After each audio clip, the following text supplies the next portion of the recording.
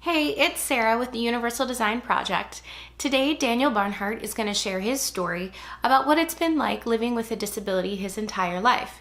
He was born early and only weighed 2 pounds 4 ounces. Now at 24 years old, he is sharing his story about what it's been like to grow up with a disability, and he wants to share about how the community and homes can be more welcoming to people like him. Thanks for listening. I'm Daniel Barnhart, and I'm age 24, and I'm from Grotto, Virginia. All right. And then what do you do during the day? What's your job? I work at the Shenandoah Valley Inclusive Wellness Coalition, and then I'm studying to become a pastor. Pastor. Awesome. So, tell me some basic details about your disability. How long you've lived with it? All my life. All your life? I was 3 months early, premature, like out of the womb. Like I had oxygenation in the brain, and that caused the bleed, and then that led to Spastic Quadriplegia Cerebral Palsy. Okay. What do you mean that all my limbs are affected? And so you said 3 months early? Yeah. Wow. How much did you weigh? 2 pounds, 4 ounces. Wow, that's small. Yeah, so I was a small baby. Yeah. My grandmother used to make me dog clothes because we couldn't find anything that would fit in the department store. So you were early. Did you have to spend a lot of time in the hospital after that, or? Yeah, I've been months and months hooked up in an intubator in the NICU. Okay. I used the power chair since I was 1 year old. They fitted me with the power chair. I always had a power chair. So I guess you probably had a lot of therapies growing up. Did you see physical therapists? Oh yeah. I used to go across the mountain to Fuji a lot, and they would fit me with AFOs, and they would try to get braces for my hands and just try to get me to stretch. Sure. And I used to be able to walk in a walker.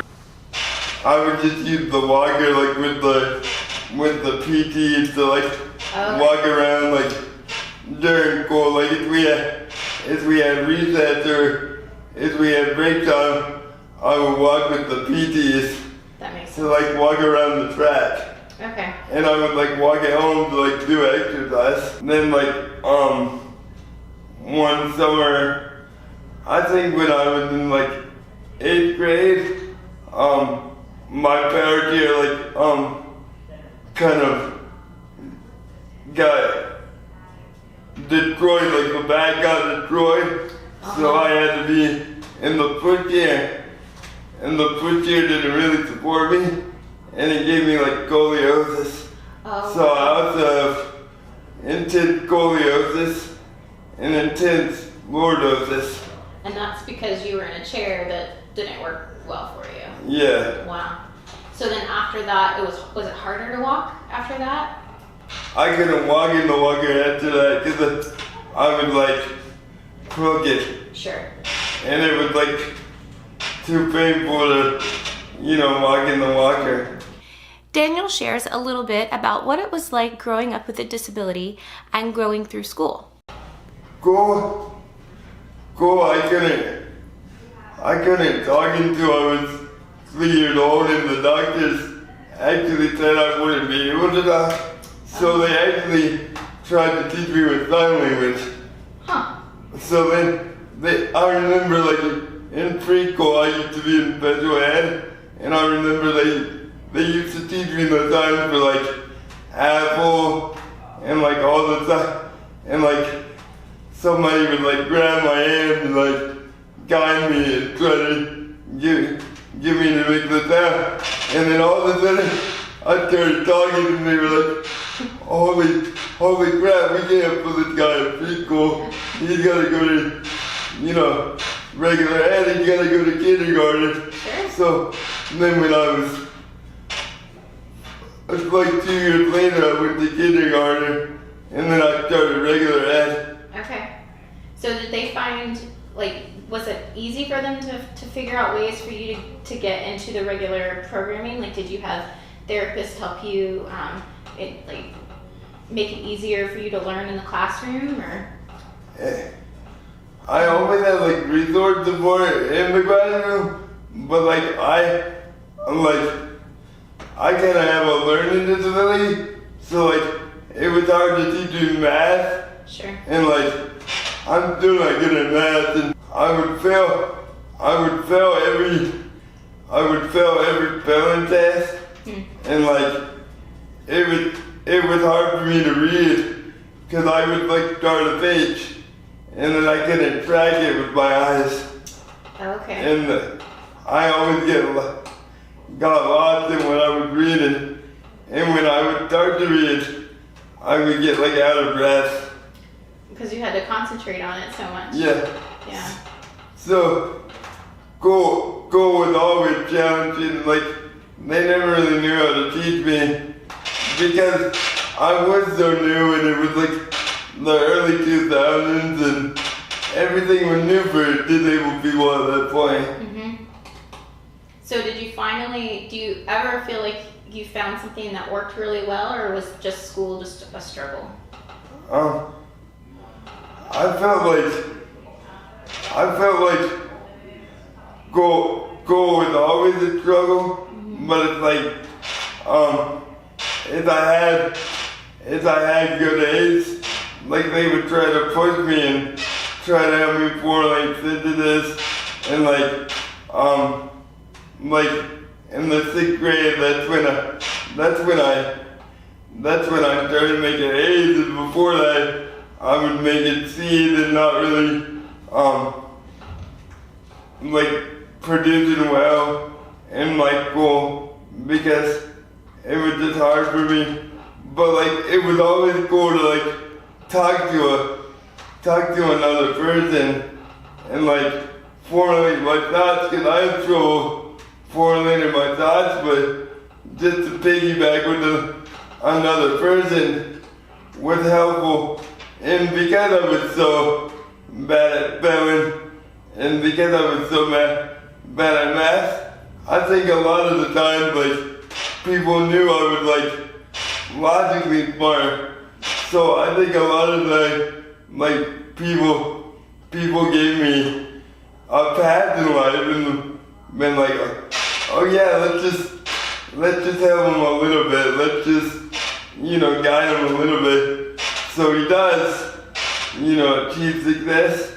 Sure. And because of that, I never really feel like I earned anything in life, even though people tried to tell me otherwise, and even though people are everybody at helping school, I still don't feel that self-esteem. Sure. So you wish people would have just treated you like any other kid versus kind of giving you, leniency. Yeah, but at the same time, I like when I started making A's, Sure. because it's finally I was in a quilt. Finally I could produce something in the world, and I didn't have to go on crying. Right. Because I would always make C's, and I would see other people make A's. And so you finally were able to feel I did this, you saw progress to some of your hard work. Yeah. Yeah. But I'm still wrestling with that today, because it's what did they really do for me except, give me a false sense of achievement. Right. So now, after high school, did you go on to school, to college? Yeah, and it was the same kind of thing. My assistants would help me, like, storybook with me. Like, if I had ideas, they would, like, be like, how would you say it better? Like, they would punctuate for me. It was the same kind of thing. So, like, now in the work world, when everybody wants me to be adult, I'm like, how the hell do I do that? Because it's like all my life, you guys have always given me the safety net. Sure. That makes sense. So you have any solutions for that? I don't know. I'm just trying to pick up the pieces of my life and trying to see how to be more independent. And like, I'm working on voice activated software, and they're teaching me how to like use it in research. But like, it's just gonna take a long time to get those skills. And I think over time things change too, so there's probably more available nowadays for you to be more independent with some of this stuff than there was back when you were in school. Yeah, they didn't have voice activated software, or when they did, you would have to spend like all the time like kind of trying to figure it out and like read all this information, and then they wouldn't even understand. And then you had to talk in sentence fragments. Sure. Like, he went to the store, period. She went to the mall, comma. And like that was exhausting. Like, nobody wants to do that. Many people don't realize that Daniel's physical disability isn't the only thing he struggles with.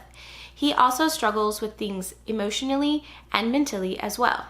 I never feel like I'm good enough, or like I never feel like I deserve to be on this planet. And like, when I do have a challenge, anytime I have a challenge, I'm run away from it. So I never really challenge myself. I do like the comfort of like having my mom take care of me, and like, I am getting more independent, but it's like, they don't know, it's just debilitating, and like, having CP is like so much of a challenge that you just want to run away and hide. So is it, some of it is like a mental struggle to deal with everything that you have to deal with in life? And all my life, I ran away, and that's what people don't know about me, because they see the man who went to college, and they see the man who, went to elementary school, but they don't see the man that,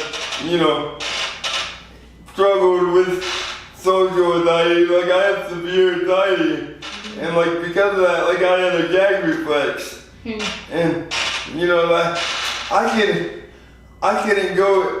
couldn't go on a sleepover without, getting nervous about it. Sure. And it's like, all that stuff went into it. Right. I don't know. So it's not just what people see on the outside that they think, oh, that might be something that he struggles with. It's some of the other emotional things that you struggle with too. Yeah. Yeah. Do you think that's gotten better over the years, or is that still hard for you? It's still hard. It's still hard for me, because it's hard being honest. Like, that's all right. Okay, I look in the mirror most days, and I hate what I see. I hate all this, and I'm trying to get better. I'm trying to go, but I hate all this. I hate it. It's tough. It's hard. Yeah. Even my mom doesn't even understand like everything I could do, because she just hasn't seen anybody else with disabilities like go through it, and like, it's always been me and my mom and my parents figuring it out, and like, there was never really a support group. Like, the closest thing we had to a support group going on was like Challenger baseball, but it's like they were on a whole different emotional level. So it's like my mom doesn't even know what I'm capable of because it's like she hasn't seen it. And like when I wanted to live on my own, you know, they told me I had two chances or two choices: either go to a group home or live with them. And it's like, it was always that dichotomy. It's like, how are you gonna be independent? Because they don't really know, like, I don't really know what I'm capable of. So it's like you want more challenges to see what you are able to do. Yeah. Yeah, no, that makes sense. You said you lived at your parents' home. Did they have to make changes to the home to make it easier for you to get into the house, or? Like when I was a kid, I had a small bedroom, and the doors were narrow, so they had to like widen the doors. And they had to put. My dad had to make a ramp out of plywood so I could get in the house. Sure. And then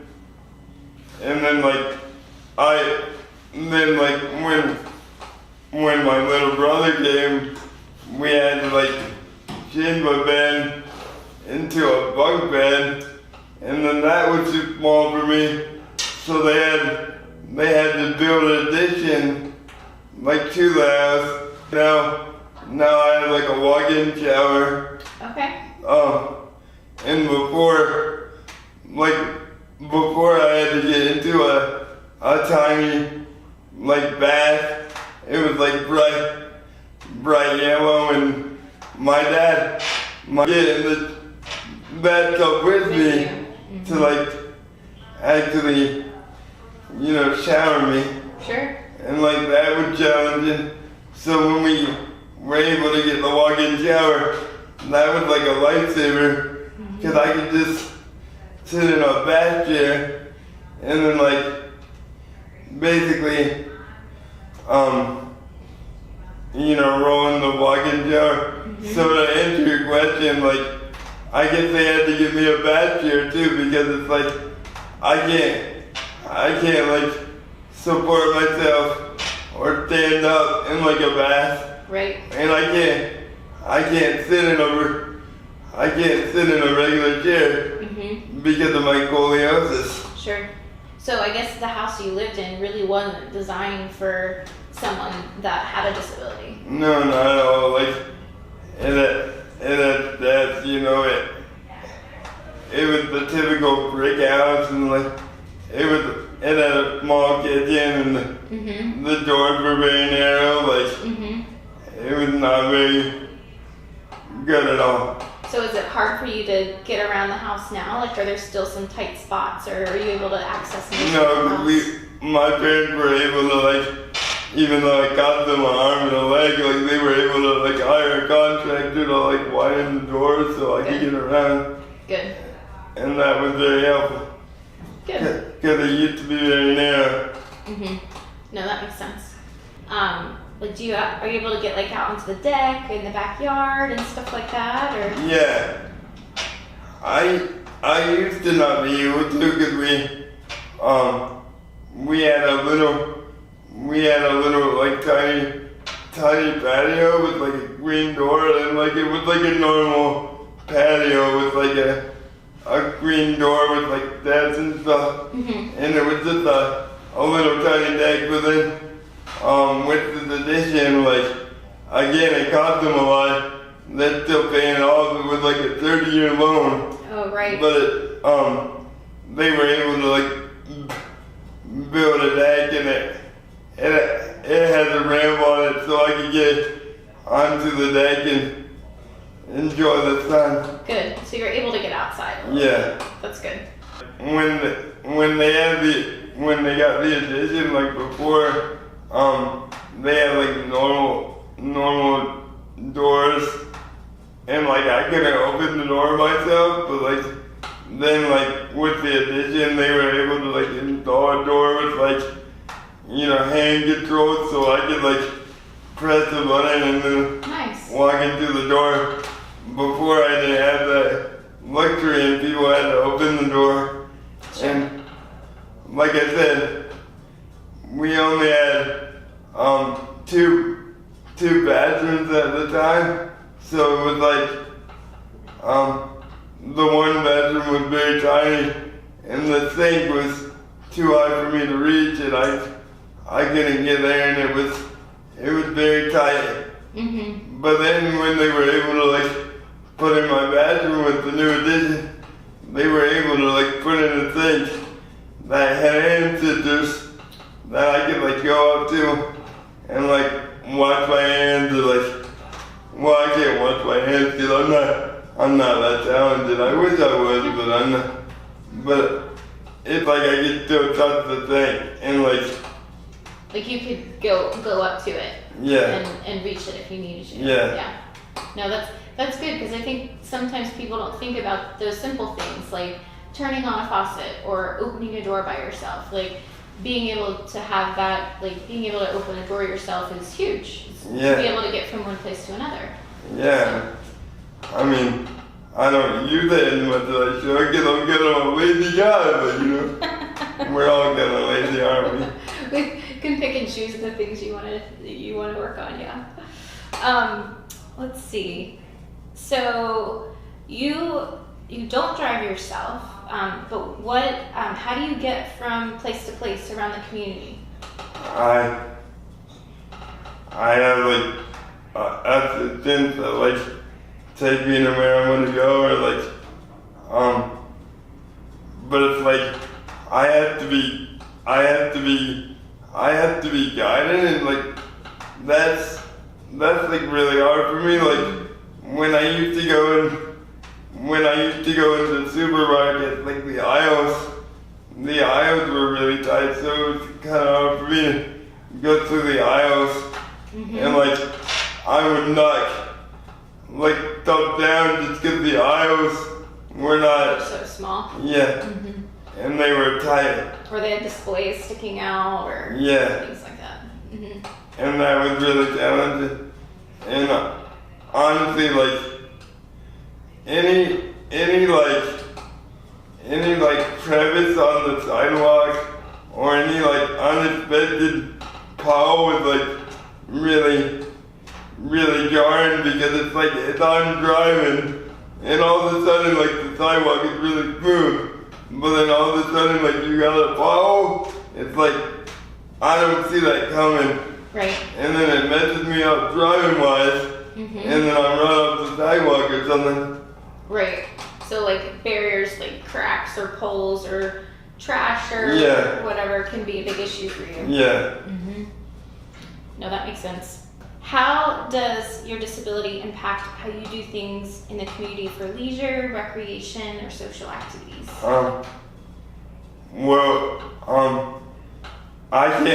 I can't drive myself, Mm-hmm. so it's like I have to have an assistant that would have to drive me, Mm-hmm. and like,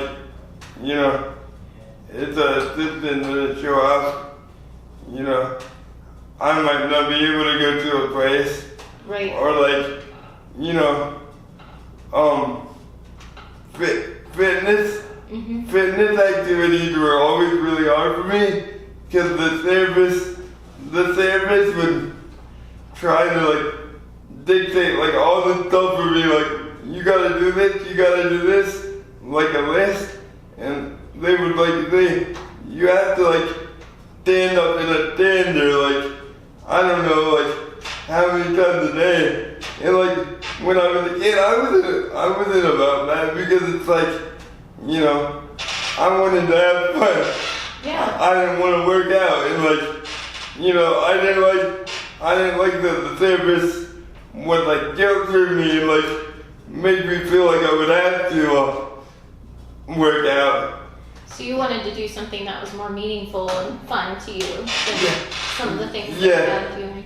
And it's like, honestly, like my leisure time, like it it doesn't consist of therapy at all. Like, I like going to movies or like, you know, going to shows or like drinking with my buddies and like doing all the fun stuff. So therapy is just not a priority for me like it should be. I just feel like I'm kind of limited on like what I can do. Like, you know, I gotta hang out with a friend and like our only two choices are go to a movie or go out drinking or go to a show, and like I haven't figured out how to like, you know, do sports or like not that I was even interested in the past, but again, like I don't even know what I'm capable of, so I'm very limited in my options. But I would say one thing that really affects me in regards to leisure time is like I don't really get invited to anybody's house. It's always me and my family, because it's like the people's houses, like you said, the cats, like they have cats and they're not wide enough in their house. Their house is not accommodating, and even if it is, people don't know how to deal with me. Right. So I never, like, I very rarely go to people's houses, except like family, friends, or occasionally, if I'm lucky, I go to like, you know, I go out to like a frat party, but like that's very rare. Like I basically like stay at my own house because the houses are not handicap accessible. Right. Yeah, and I think that's a big issue, because you want to be involved and you want to go over and visit other people, but you can't if there's no way to get in. And most houses that you would visit these days don't have those features. So. I mean, I have a pushchair, but that helps with like people don't want to push me like up 1,000 steps. Sure. Yeah. So what advice do you have for someone who is interacting with you or your family for the first time and they're curious about you? I don't feel like it's like all of a sudden like they ask weird questions. Like I feel like once people get to know me, they know me, but it's like at the same time I'm approaching a door, so the level of questioning is like totally different. And like sometimes people don't know how to like bridge the level between like a door versus like adolescence. So they might talk to you differently, like you're younger than you are? Is that what you're saying? Not really in a patronizing way. It's just they don't know how to talk about sex and sex. I mean, sorry I always relate to sex. That's okay. But they really, like I noticed people in the community don't really know how to like talk about people that are adults with disabilities. Like they don't really think we're sexual beings. Like they think we're asexual and we don't have the same urges, or they don't want to take the time to emphasize to maybe Daniel would like to go to this party.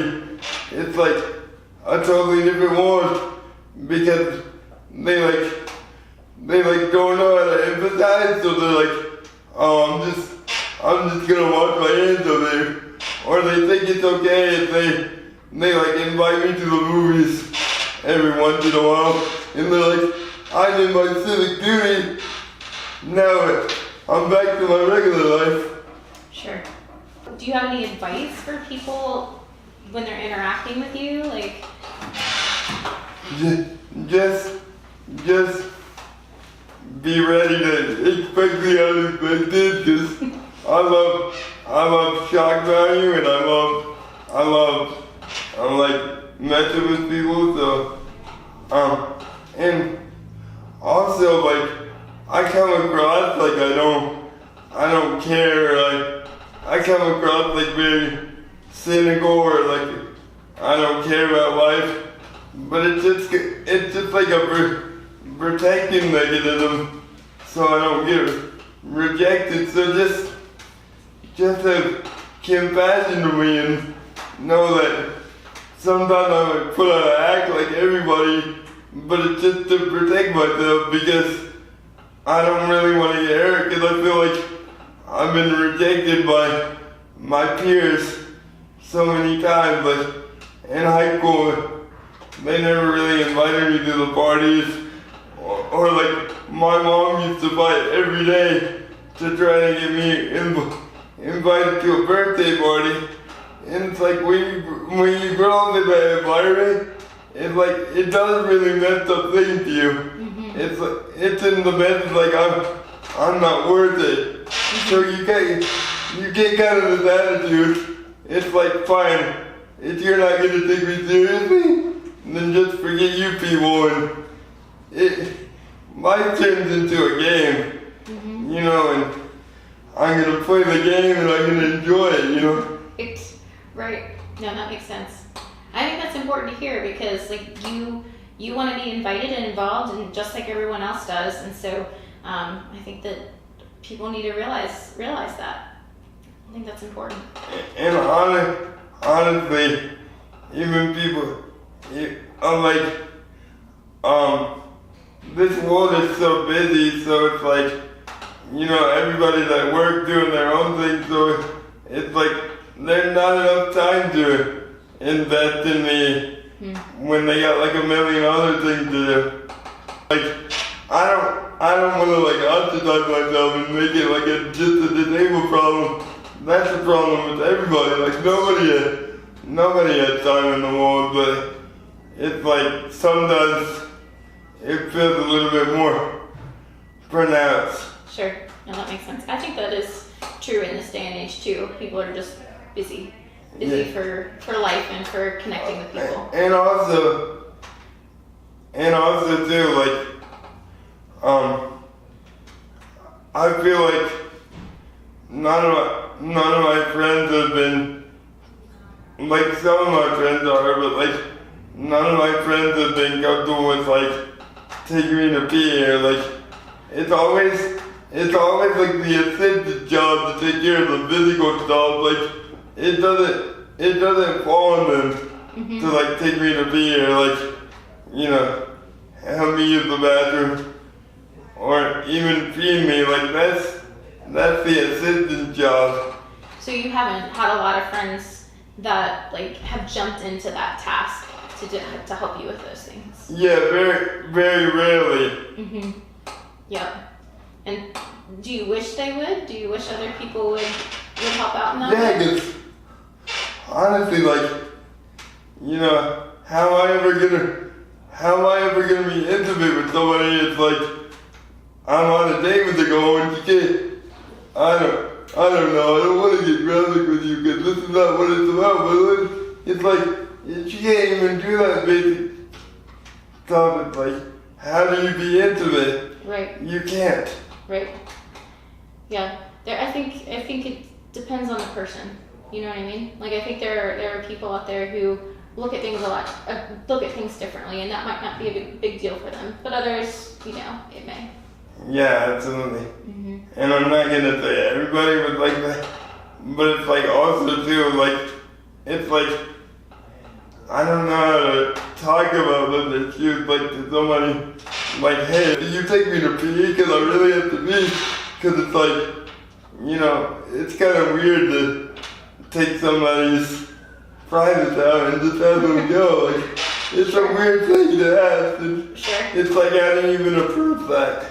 Well, I know that I remember being on some of the spinal cord injury boards, and there was conversation about that. Like, what do? You're on a date, and like someone had like a catheter in with a leg bag, and they couldn't empty it, and so they had to just be like, hey, can you empty my leg bag? And sometimes, you know, bodily functions, they don't stop for things. And so, yeah, it's hard to know who to ask and if they would be willing and all of those things. Yeah. Yeah, no, you're right.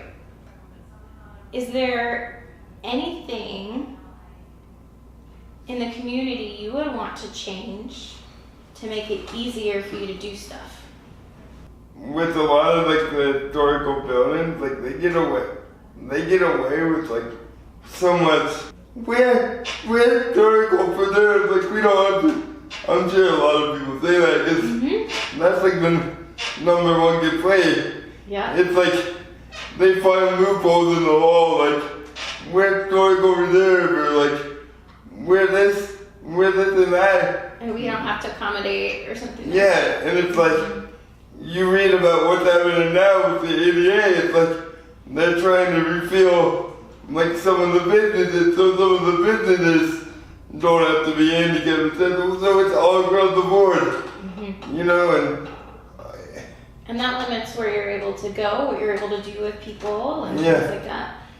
And it's like, part of the problem too is like, they have a ramp, but the ramp is always like in the backside or around way, or like, you know, you have to go out of your way to find the ramp. Or when I was at EMU, they had like handicapped doors, but by the time I would go and press the button, like I would back up and the door would always be closed. So it's like even the handicapped doors are not really good enough for me to go. So it's like they may have put it in place, but it didn't work that well for you. Yeah. Yeah. No, that makes sense. I think that's a big complaint for a lot of people, is just being able to get into places in town that should be usable, should be functional, and you get stuck because you can't use them. Yeah. Daniel also shares what he wishes more people knew about him. Most of my problems don't come from my disability. Like most of the problems come from like how people have reacted to it over the years. Like, you know, I used to have a gag reflex, and because when I would get socially anxious and people wouldn't know how to do with it, and my dad used to get embarrassed, so he would like, mind over matter, son, you can conquer it. And like, you know, sometimes sound bother me, and like because of that I get like overstimulated and gag, and like that turns a lot of people off.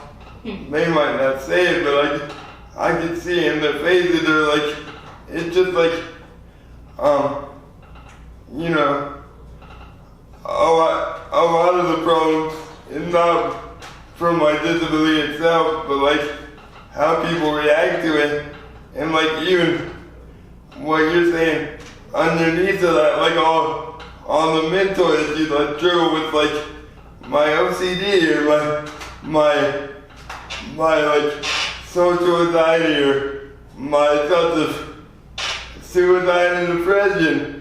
You know, they just see the disability and they're like, that's the problem, but and regardless, like the disability is very, very minute, but it's like all those things that add up together.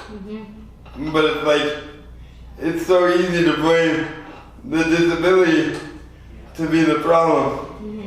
When that's the thing that people visibly see, but there's other things that are going through your mind that you're dealing with that people don't see those things. Yes.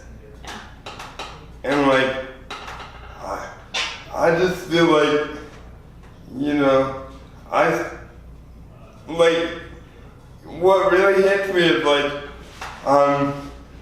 I'm doing this like job for the coalition, you know, I gotta find support groups, and like people want support groups, but there's only 3 support groups in the Shenandoah Valley.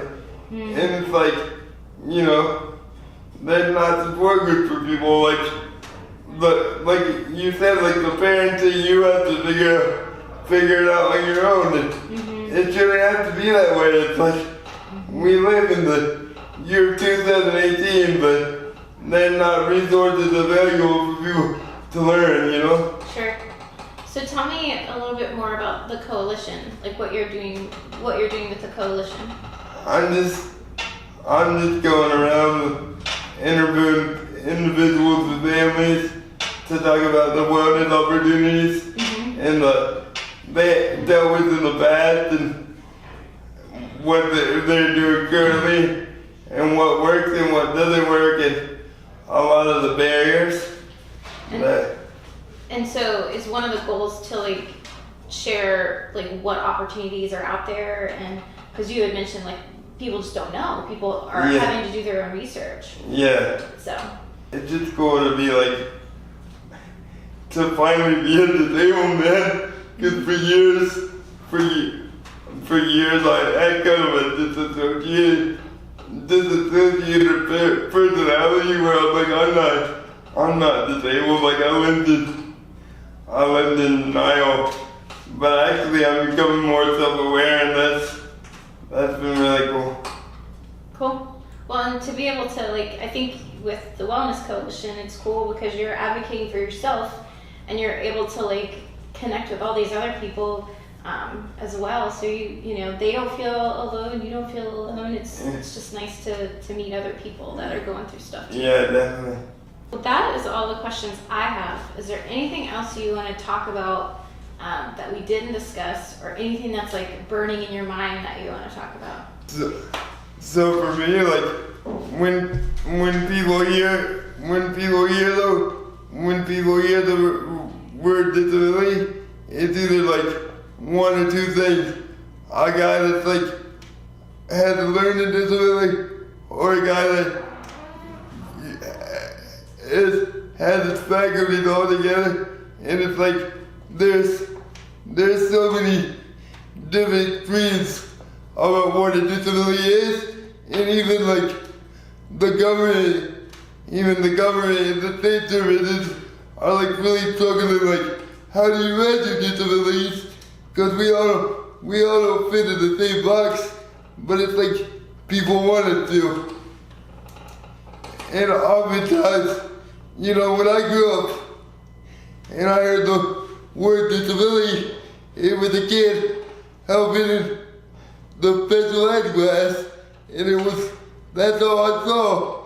And you know, it's more than that.